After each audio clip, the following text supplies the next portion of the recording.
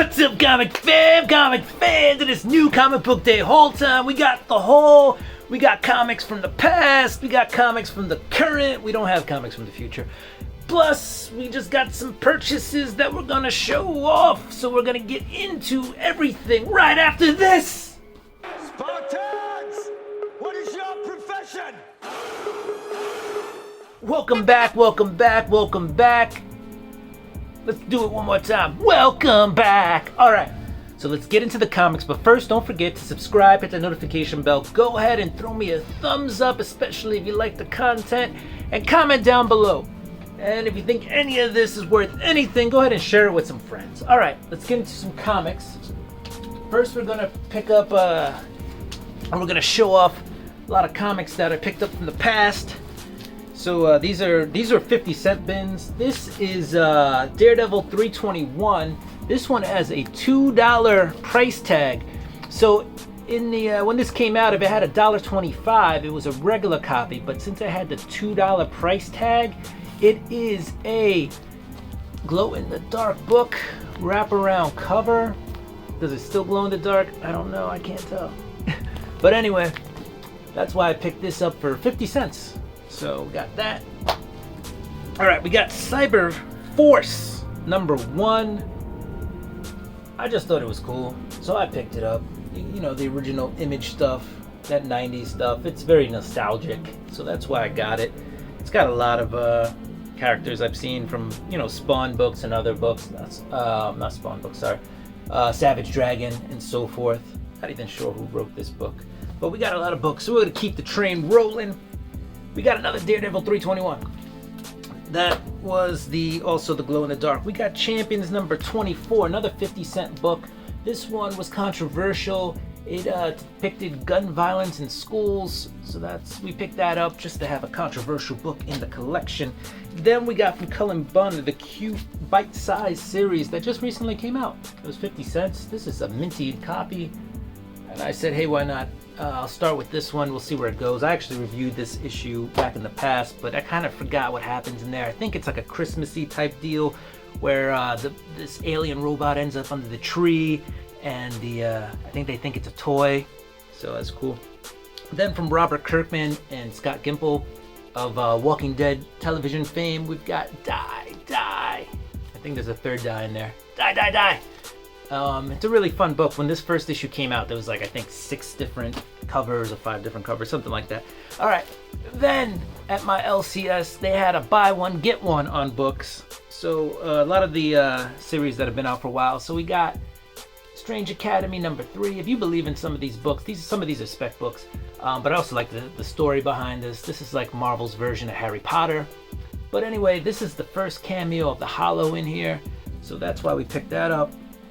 Then we got a variant copy of Strange Academy #9. I just thought this was a really dope cover. But this is Queen Blyther shows up in this, the mother of Top. And I forget who did this cover specifically, but I just thought it was a really cool cover. There was a couple of these covers that came out. If I remember who, which I probably won't by the end of this video, I'll let you know. All right, then we got Strange Academy #13. This is the first cameo of Gaslamp. This issue recently came out, and we also have Zoe Laveau's origin in this one. And so I got that, and I got the variant copy. You can never have too many first appearances, right? Cameos. Anyway, those were buy one, get one. All right, and we're still in the buy one, get one, because now we've got Star Wars High Republic #8. This is the first Comac Vetus and first Beath Silas. And I think this is a variant cover. So this is a variant cover. This is cover B. All right, and then we got Star Wars High Republic #9. And this is the first cameo of Lorna D. All right. And then we got #10, which is the first full appearance of Lorna D. All right. Then we also got Black Widow #3. This is the first appearance of Weeping Lion 2.0. The original Weeping Lion died in an earlier issue or earlier series, something like that. I forget.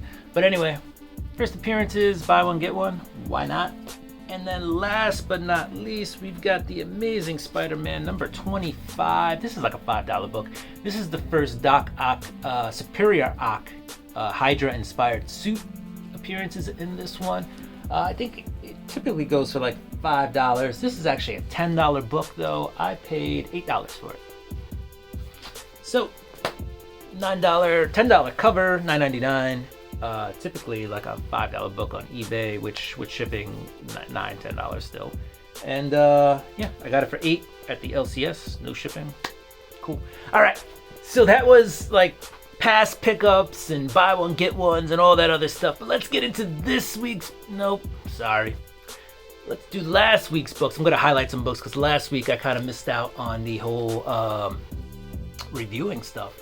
So we got, just like for the spotlight, we got Amazing Spider-Man number 79. You got Kraven in here. You got Ben Reilly facing off against Kraven. Kraven's upset that Ben Reilly, the Spider, is now working for corporate America. And that's what that book is about. It's really good. You know, sometimes you kind of want to know what's happening with Peter in the book, but so far so good with this series. You know, I don't know how long they can keep it going. Ben Reilly just kind of seems like the foil or trope to Peter Parker Spider-Man, but we'll see where they go with it.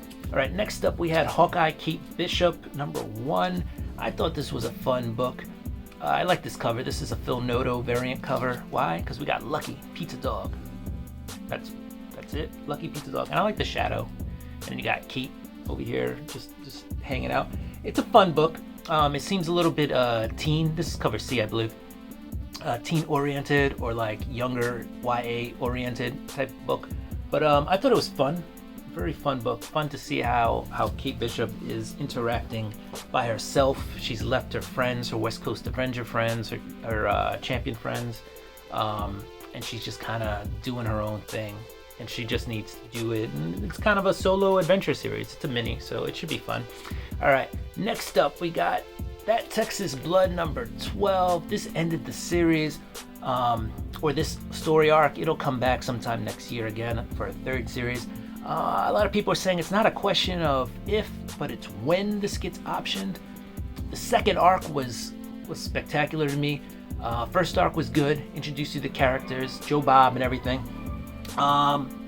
Yeah, if you're not on this, get it, buy it, do it.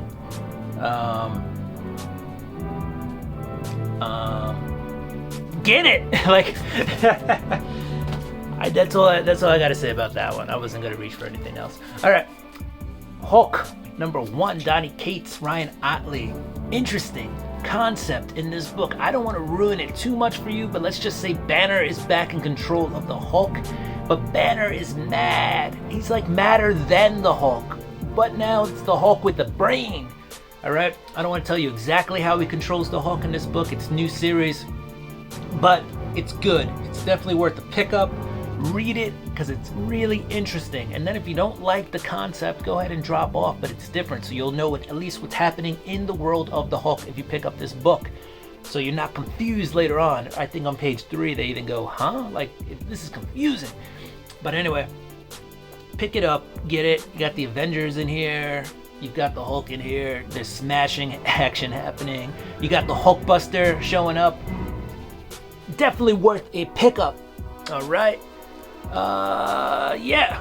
I think that is it for last week's books. Let's get into this week's books. All right. We got Firepower number 18. All right. Chris Samney, Robert Kirkman. It's a fun story. I'm enjoying it. There was a dragon in this issue. Just letting you know, serpents, dragon. All right. Art is awesome. The writing's awesome. There's just sometimes it's like a lull, right? So I like it. Sometimes it's just a lull. I want to see where this goes. I don't know if this lasts like 180 something issues, like The Walking Dead was 183, 184, 185. I don't know if I'll stick with it that long, but it is fun. It's fun. It's a fun book. I've stayed with it till now. There are probably some better books out there, but I think the combination of art and writing on Firepower makes it a book worth checking out. All right? Let me just say that issue 12, which I think is the end of the second arc, is a little disappointing. that probably killed a lot of fans off from this series. From there, it picked up and got better, but we'll see. We'll see if it can ever truly recover from that disappointing, like, spectacular double-sized issue. All right, next up, we got Magic Order number 2 for Mark Millar. It's good. I like it. It's interesting right now. A lot of setup. We're 2 issues in, and we're still getting a lot of setup going on. It might only be 5 issues, so there's a lot of work to be done in this series.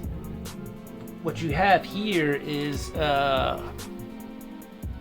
coming together of like these 2 black magic warlock type clans coming together. This is part of a black wedding. That was actually a kid before all that happened. Not to give away too much, but if you read this book, you'll see what actually happens here. We're still introduced, though, to a bunch of characters on the good side, on the bad side. Obviously, it's going to lead to one big magic battle. A lot of things at stake here. It's a good book. I think that is part of the Miller world, so that's a Netflix thing. So that may be a Netflix show. So if you want to get ahead of the game and know the characters and stuff, that might be worth a pickup. All right, last from the indies, we got Spawn. This is 324, okay? Spawn 324. This issue, first of all, Todd really didn't write it. This was Rory McConville, and Carlo Barbieri's on the art. Carlo Barbieri's killing the art right now, I think. Not sure who did the cover. But this issue focused a lot on medieval Spawn and Jim Downey, and kind of a team up between them, okay? And we learn a little bit more about medieval Spawn in this one, like who he is, what he's doing, how he just randomly appears and disappears. So if you've been reading Spawn, here's a book that kind of fills in those gaps. And if you haven't been reading Spawn, but you like a character like medieval Spawn, go ahead and jump in here and see that medieval Spawn and see what's happening. Now, there's not a lot of Al Simons in here, right? And Spawn, regular Spawn. So this is a on the side, let's set up some of these side character type books. All right, so that was Spawn 324. Not a bad book, not a bad book. All right, we're getting into DC. DC had a lot of annuals come out this week, and so I picked up 2 Batman annuals because it's Batman. All right, first off, we got Batman Detective Comics as Arkham Rises. Muriel Tamaki on this. Rosenberg, Matthew Rosenberg helped write it, and Jason Latham, I forget the artist's first name, but Latham is on here. And this is a prelude to Shadows of the Bat. Looks like we're gonna have a lot of Nightwing in the next series, working with Batman.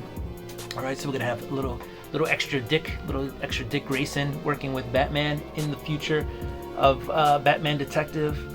Interesting story. It has to deal a lot with how the mental health situation or mental health facilities in Gotham are inadequate and usually lead to guys getting arrested, going into Arkham, and then being released back on the streets, and it just being a vicious cycle of things happening over and over again. So we'll see how this, what kind of story this leads to. Okay. There's the Meager Man in here, so he's a character who's been created like an everyday guy who's just been failed by the system. Yeah. I like Mariko Tamaki's writing. I feel like this issue is a little long-worded. It is an annual. It's setting up a whole nother run for next year. So, with that said, worth a checkout if you're looking to see where this series is headed, but not the best entry into Mariko Tamaki's run on Batman Detective, okay? It's not her best work. Batman Annual 2021. There's actually no numbering on this. It says 11111, so I guess it's 2021 issue 1 annual. All right, next up, same thing. We got the 2021 annual. This is Batman, James Tynion, but what he's doing here is he's wrapping up the B story, or the secondary story that featured the Ghostmaker saga. I really like this issue. Why? Because it makes Ghostmaker more human. If you've been reading the series, right, Ghostmaker, there's nothing that actually makes you want to connect to the Ghostmaker. Nothing.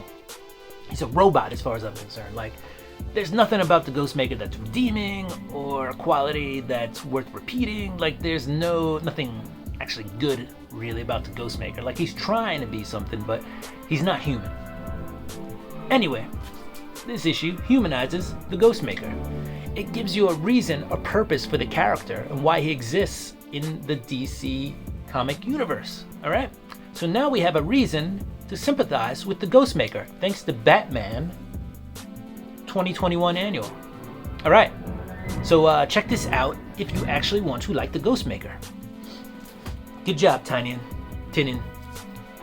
James. All right. Marvel. Last but not least, we're getting into Marvel. We got the Amazing Spider-Man number 80, continuing with that run.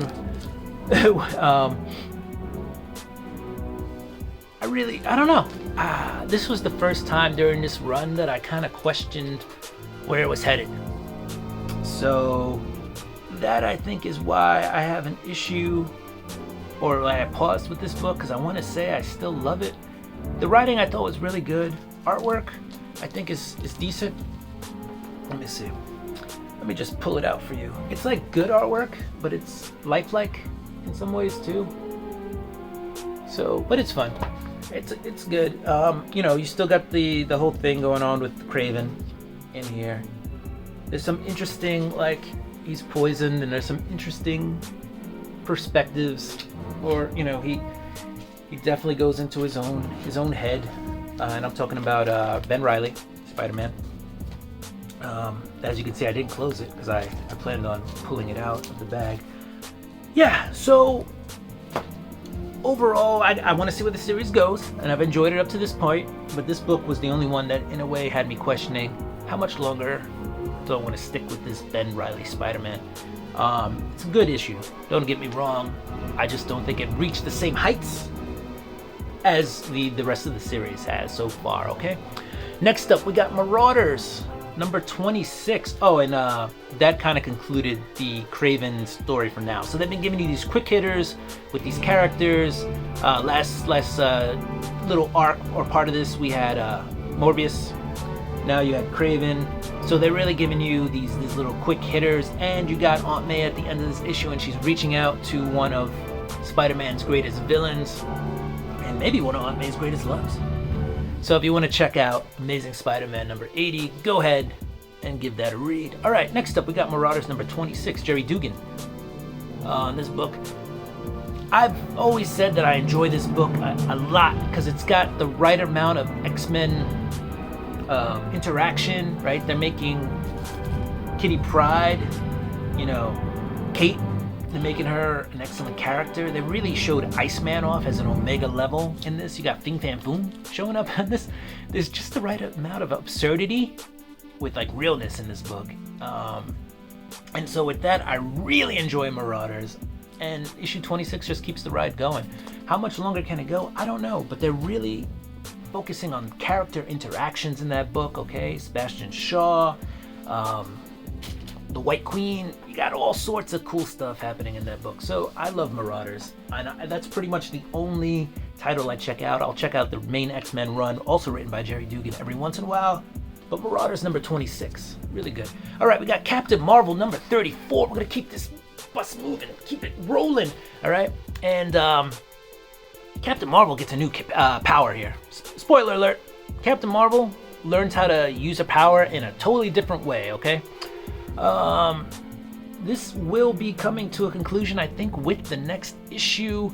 But Captain Marvel number 34, really fun. Kelly Thompson's doing a really good job. All right, you got Captain Marvel showing up. What's his deal? We don't know yet. He seems a little bit too android to actually be like the original Captain Marvel.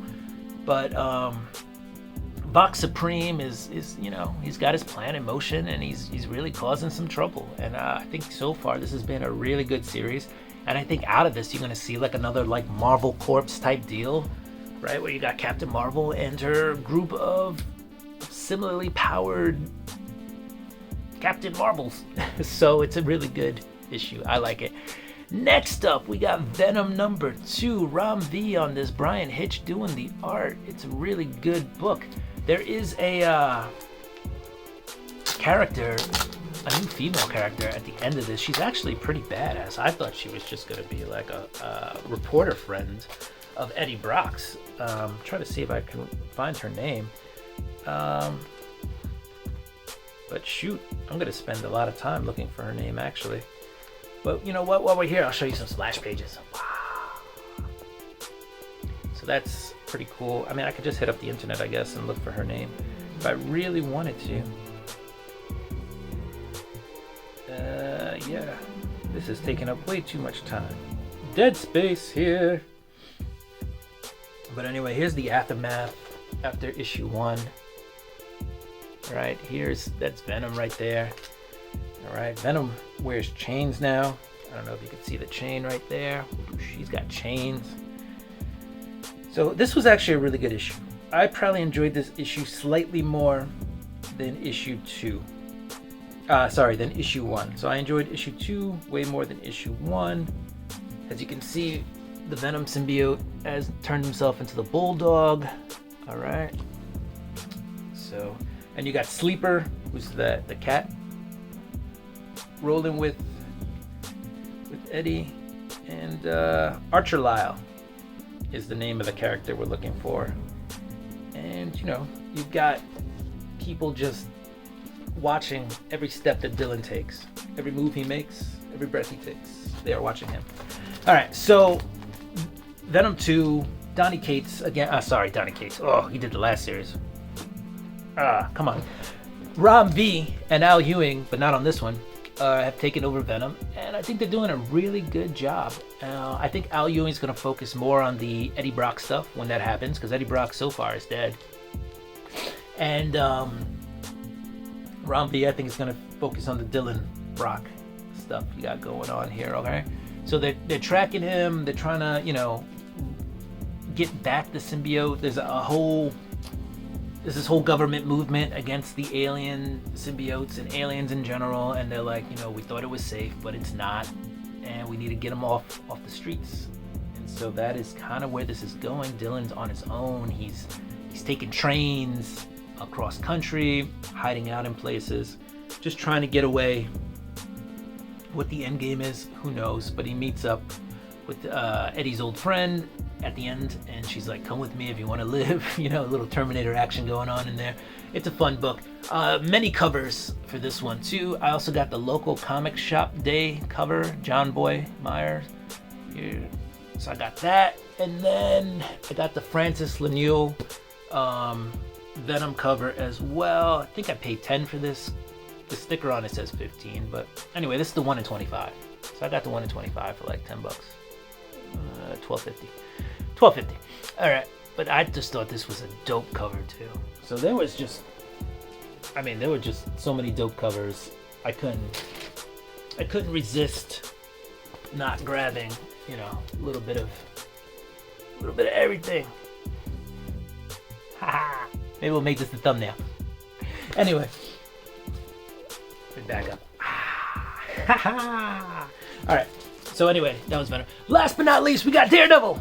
Daredevil number 36, last in the series. So guys, this is not the last book, so to speak, because we'll have Devil's Reign will show up, and I'm pretty sure that Elektra's gonna have her own Daredevil like mini run, also written by Chip Zdarsky. So. But this is the last Daredevil regular issue written by Chip. That's it. There's no more Chip Zdarsky, Daredevil, Matt Murdock book. All right? And for like the last 10 issues or so anyway, it was Elektra. That's Daredevil.